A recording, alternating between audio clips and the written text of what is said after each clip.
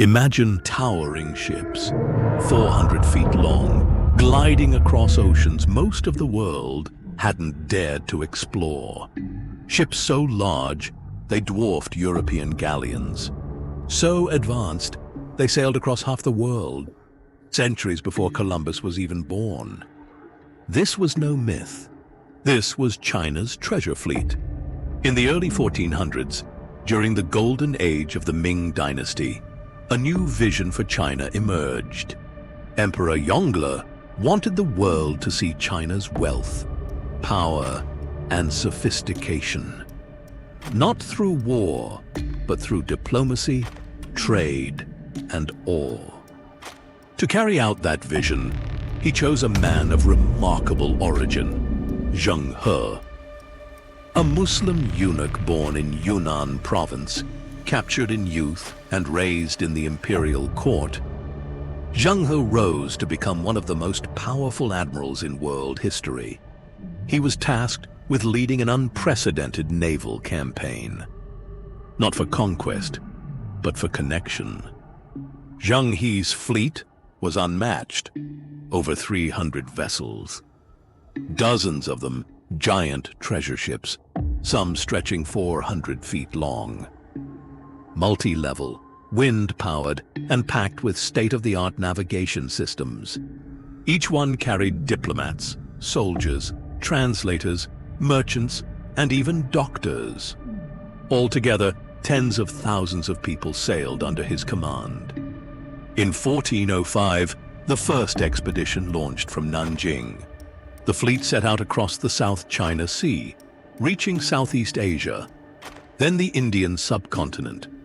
Later, voyages extended to the Persian Gulf and even the eastern coast of Africa.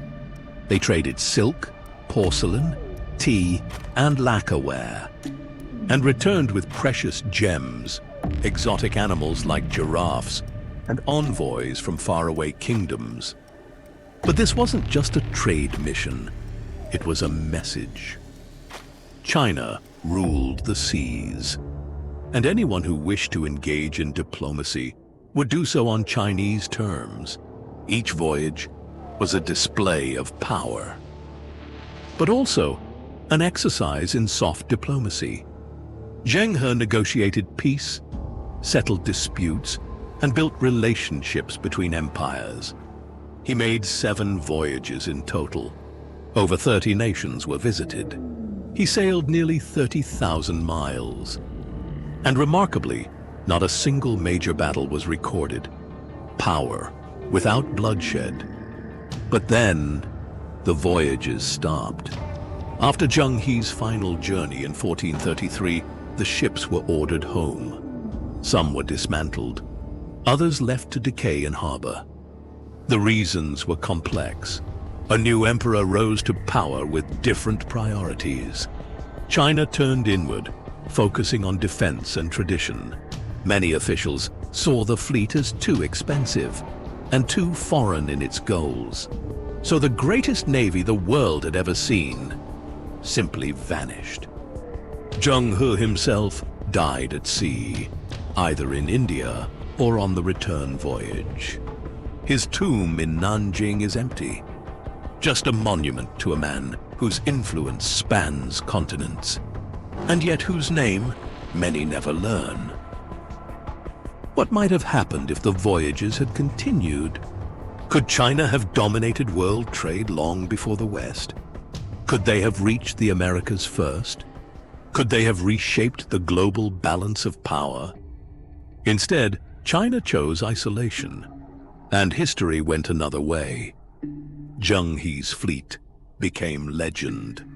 Its records nearly erased, its ships lost to time, but echoes of its journeys still exist in texts, temple carvings, and oral traditions across Asia and Africa. Today, Zheng He is remembered in statues, museums, and school books, mainly within China. But globally, his legacy remains underappreciated. And yet, his voyages offer a lesson that exploration can build bridges, not empires. That greatness doesn't always come from conquest. Sometimes it sails on the wind, bearing gifts and greetings. Zheng He's treasure fleet wasn't just the most powerful naval force of its time. It was the greatest opportunity China ever had to lead the world. Its silence reminds us of what's possible and what's lost when ambition is abandoned. This is the story of Zheng He, a man who mastered the oceans only for his legacy to be buried in the sands of forgotten history. If stories like this fascinate you, subscribe for more. We explore the lost, the buried, the unbelievable. This is the ancient unknown.